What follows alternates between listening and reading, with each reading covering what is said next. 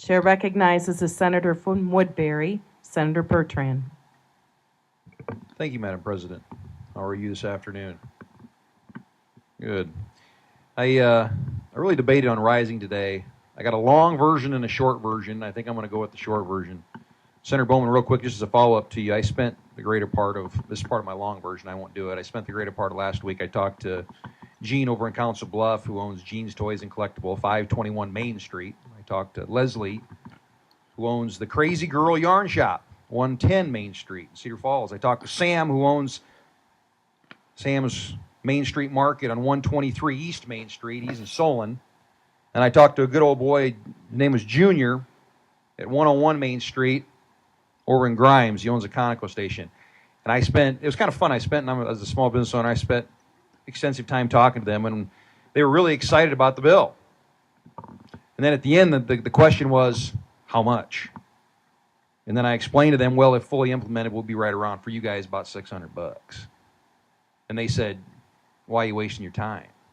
So that's not what I'm here to talk about. But actually what I do want to talk about is I do want to thank Senator Gronstal for bringing this bill to the floor, not the last day of session, so we can actually have a serious progress on this and move serious with commercial property tax relief. You know, it's funny, I've only been in the Senate, Madam President, about 3 years, but when I came here, a good friend of mine, Chris Rance, told me, he says, who was just inducted into the Pioneer class, and he says, one thing you should never do is don't tell people up here what your issue is. Don't tell them what you want. That's going to make you an effective legislator. Well, if anybody has known me the last 3 years, I'm not a good legislator, because everybody knows that commercial property taxes, it's my issue. It's why I ran. It's why I'm here. It's why I came to the Iowa Senate. I came here to help job creators. I also came here to help graduates, Iowa college graduates, be able to stay in the state and maybe bring some of those people back to the state. And that's really the role commercial property taxes plays in this. So first, I just want to talk that I don't support the bill, but I do support the process, this conversation, because I believe that this bill can and will be, Dr. Senator McCoy, a good vehicle for true commercial property tax reform. There's been a little urgency put around this, and that's a good thing. That means we're going to move this thing. There's no doubt in my mind this is going to leave the Senate today, and I'm excited about it. So let's rewind real quickly.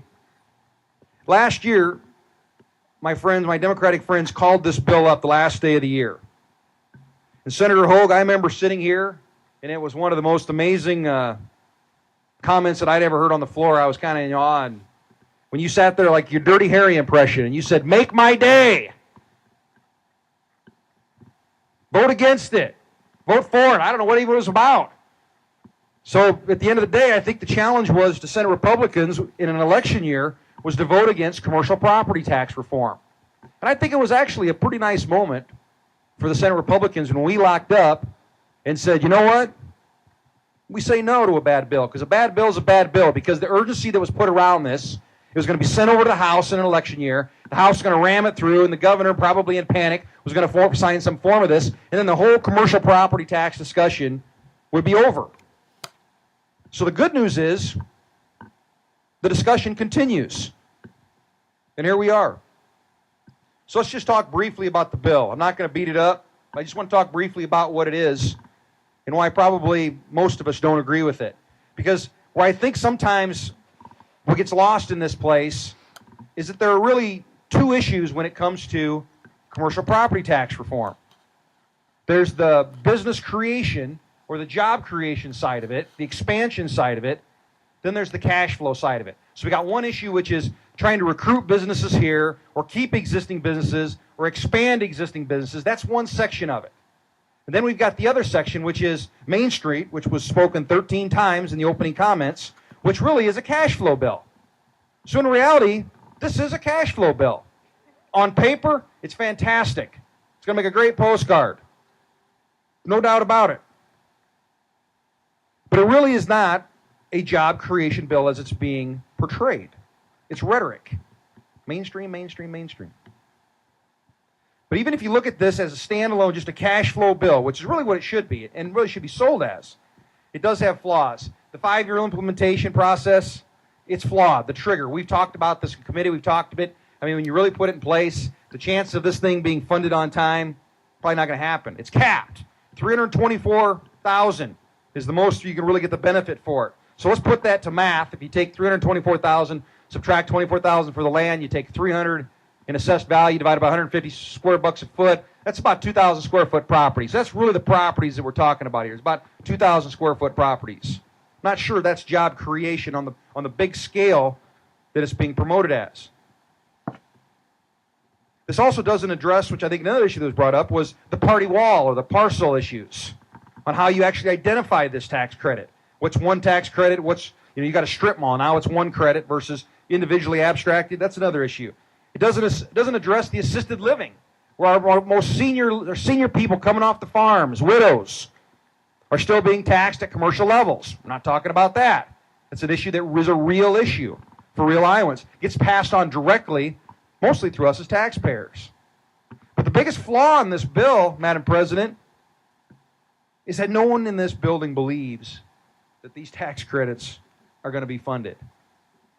Nobody believes that. And that's to me is the most disheartening part of this, because I'm a commercial property tax guy. And this bill is really an illusion of reform. But I'm not here looking for a fight, guys. I'm not here looking for a fight. I'm looking here to move the process, the commercial property tax process forward. Now, in the past, it's been suggested that Iowans don't care that much about commercial property tax reform.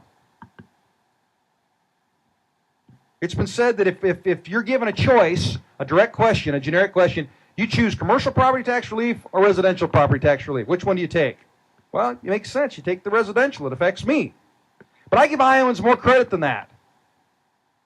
And I believe that's not a fair question. The question is, and it should be asked, would you be in favor of commercial property tax relief if it kept your job in Iowa? Would you be in favor of commercial property tax relief if it expanded your company in Iowa? Would you, Joe Homer, be more interested in commercial property tax relief if you knew your kid, when it graduated from college, would stay in Iowa? Would you, the grandparents, be interested in commercial property tax reform if you knew your grandchild could come home to Iowa? That's the question. Madam President, I believe people understand and want commercial property tax reform. I do believe Iowans understand this. It's time for the Iowa Senate to understand how important commercial property tax reform is. Not tax credits. Not tax credits.